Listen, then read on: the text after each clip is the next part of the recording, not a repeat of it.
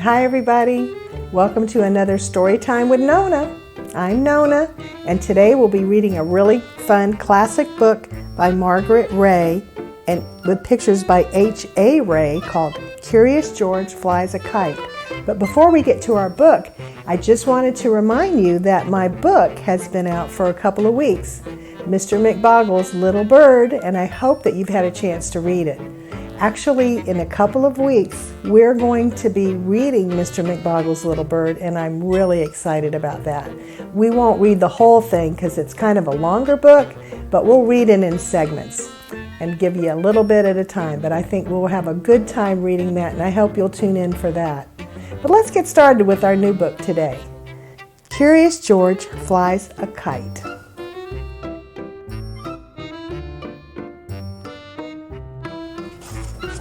This is George. George lives in the house of the man with the yellow hat. George is a little monkey, and all monkeys are curious, but no monkey is as curious as George. That is why his name is Curious George.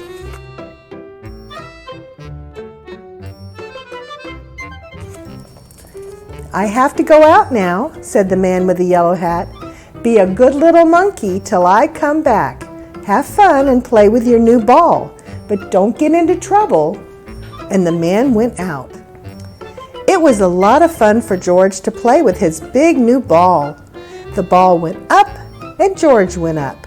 The ball went down and George went down.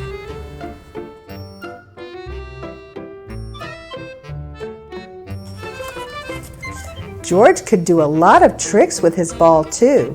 This was one of the tricks. He could get up on the ball like this, or he could do it this way with his head down. This was another trick George could do. He could hold the ball on his head like this. Look, no hands. What a good trick. But where did the ball go?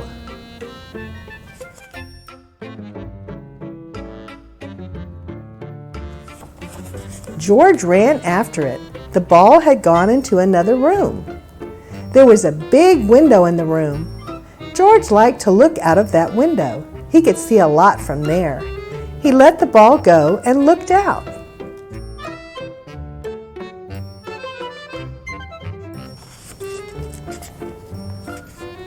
George could see Bill on his bike in the lake with a boat on it.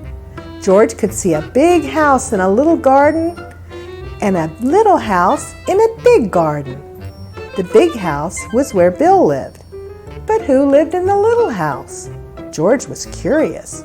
Who could live in a house that was so little?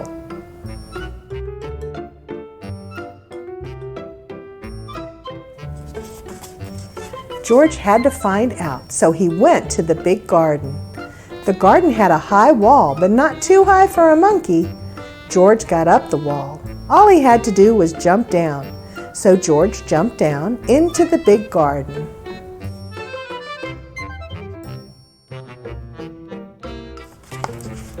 Now he could take a look at the little house. And what did he see? A big white bunny and a lot of little bunnies. George looked and looked and looked. Bunnies were something new to him. How funny they were. The big bunny was Mother Bunny. She was as big as George, but the little bunnies were so little that George could hold one of them in his hand, and that is what he wanted to do.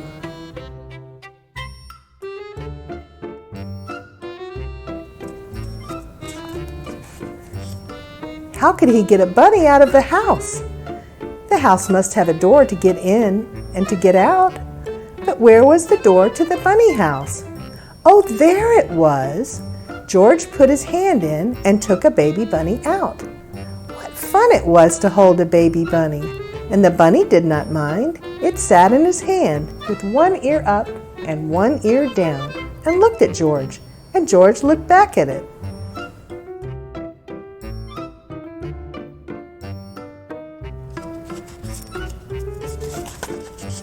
Now he and the bunny could play in the garden. They could play a game. They could play Get the Bunny. George would let the bunny hop away. Then he would run after it and get it back. George put the bunny down. Then he looked away. 1, 2, run! The bunny was off like a shot. George did not look. Now he had to wait a little while. 1, 2, 3, 4, he waited.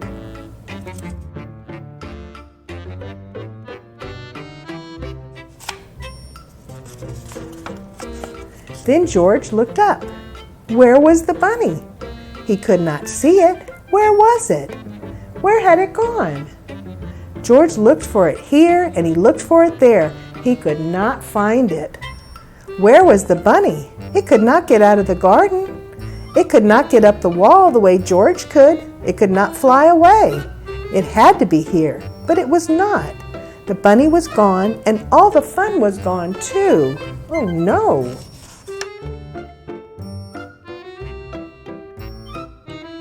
Oh, George is sad. George sat down. He had been a bad little monkey. Why was he so curious? Why did he let the bunny go? Now he could not put it back in the bunny house where it could be with Mother Bunny. Mother Bunny! George looked up. Why, that was it. Mother Bunny could help him. George got up. He had to have some string. Maybe there was some in the garden. Yes, there was a string and a good one too. George took the string and went back to the bunny house.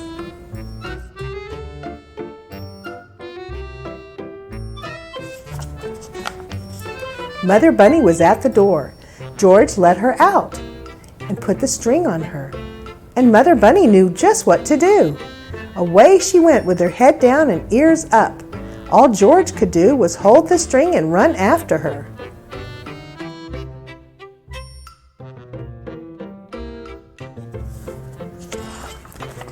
And then Mother Bunny sat down. She saw something, and George saw it too. Do you see it? Ooh.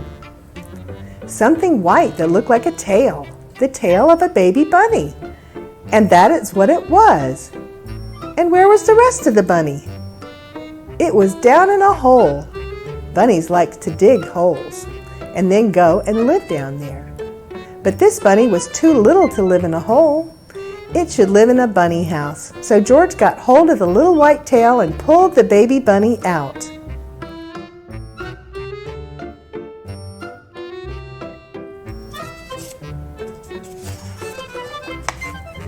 Then they all ran back to the bunny house. George did not have to put a string on the baby bunny. It ran after its mother all the way home. George took the string off Mother Bunny and helped them back into the house.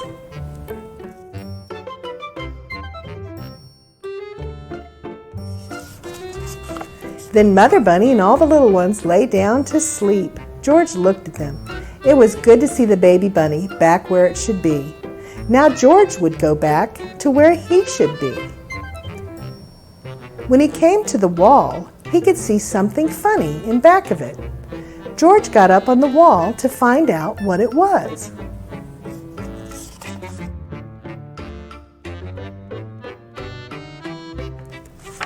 He saw a long string on a long stick. A fat man had the long stick in his hand. What could the man do with a stick that long? George was curious.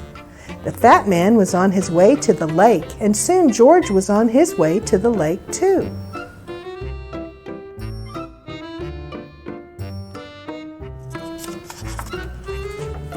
The man took a hook out of his box and put it on a string. And then he put something on the hook. Then the man let the string down into the water and waited. Now George knew the string on the stick was to fish with.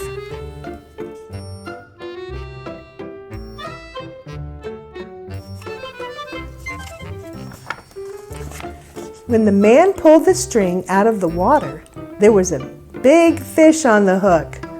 George saw the man pull one fish after another out of the lake till he had all the fish he wanted. What fun it must be to fish! George wanted to fish too. He had his string. All he needed was a stick, and he knew where he could get that. George ran home as fast as he could.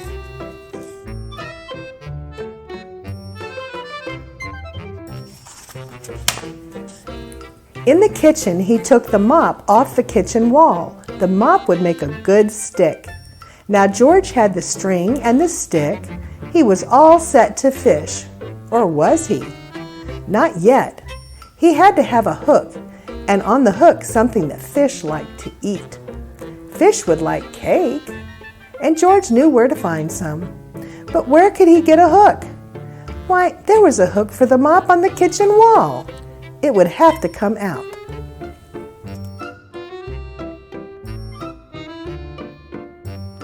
I'm not sure fish will eat cake, but we'll see. With the hook on the string and the stick and the cake in the box in his hand, George went back to the lake. George sat down and put some cake on the hook and let the line down into the water. Now he had to wait, just as the man waited. George was curious.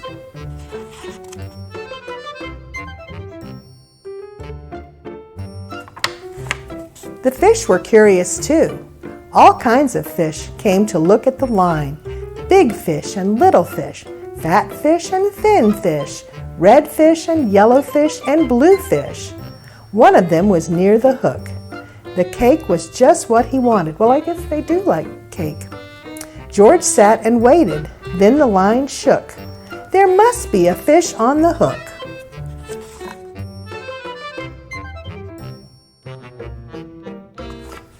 George pulled the line up.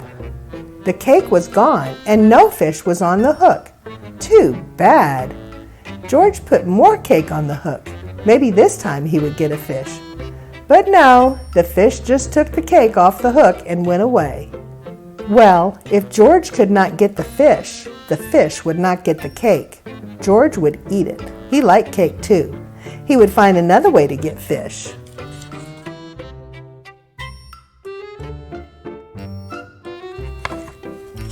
George looked into the water. That big red one there with the long tail. It was so near, maybe he could get it with his hands. George got down as low as he could and put out his hand.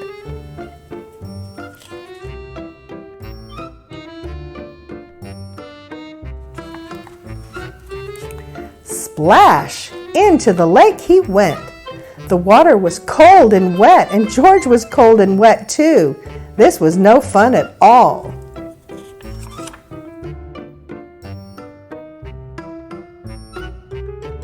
When he came out of the water, Bill was there with his kite. "My, you are wet," Bill said. "I saw you fall in, so I came to help you get out. Too bad you did not get a fish, but it is good the fish did not get you." "Now I can show you how high my kite can fly," Bill went on. Bill put his bike up near a tree, and they ran off.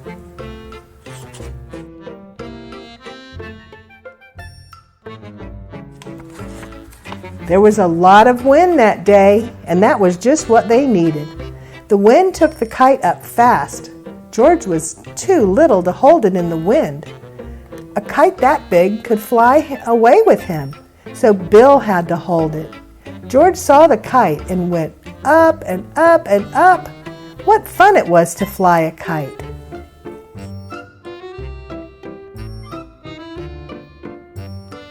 They let the kite fly for a long time till Bill said, "I will get the kite now. I must go home and you should too." And when George pulled the string in, the kite got into the top of a high tree. Bill could not get it down. "Oh, my fine new kite! I cannot let go of it. I must have it back," Bill said. "But the tree is too high for me."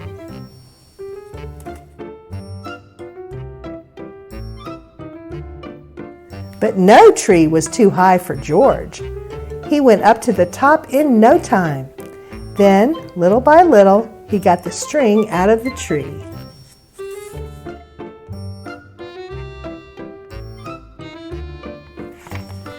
Down he came with the kite and gave it back to Bill. "Thank you, George. Thanks a lot. I am so happy to have the kite back. Now you may have a ride home on my bike. I will run back to the lake and get it. You wait here for me with the kite and don't let the kite fly away."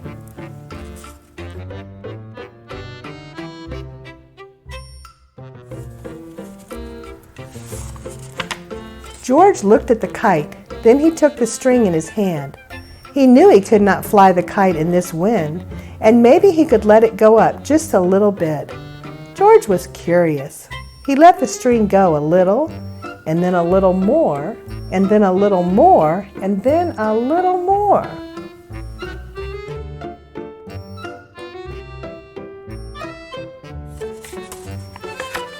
When Bill came back, there was no kite and there was no George. "George," he called, "where are you?" Then he looked up. There they were, way up in the sky. Bill had to get help fast. He would go to the man with the yellow hat. The man would know what to do.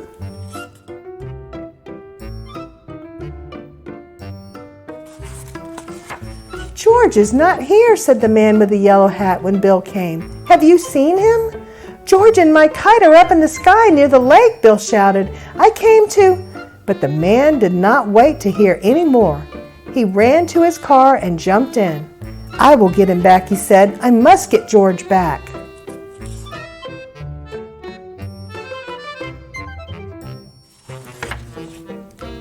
All this time, the wind took the kite up and George with it. It was fun to fly around in the sky. But George looked down, and then the fun was gone. He was so high that all the big houses looked as little as bunny houses. George did not like it a bit. He wanted to get down, but how? Not even a little monkey can jump from the sky. George was scared. What if he never got back? Maybe he would fly on and on and on. Oh, he would never be so curious again if just this one time he could find a way to get home.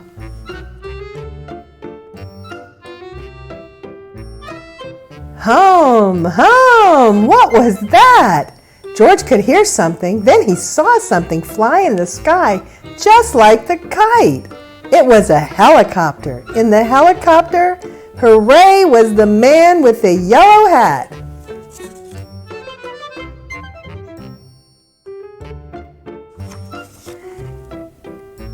Down from the helicopter came a long line.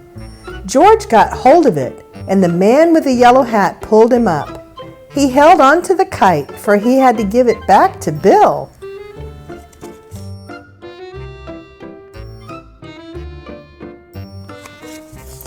"I'm so happy to have you back, George," said the man with the yellow hat.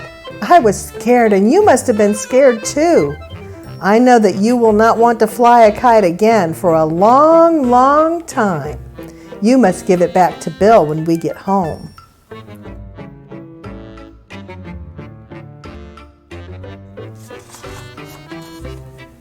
"Hooray!" Bill shouted when George came to give him the kite. "George is back and my kite is back too."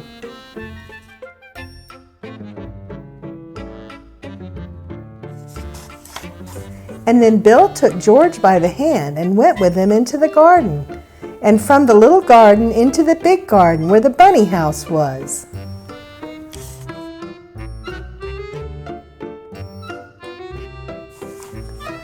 "Here is one of my baby bunnies," Bill said.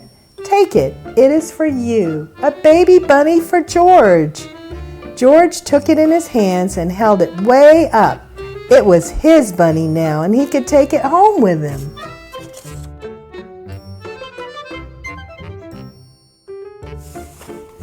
And that is what he did.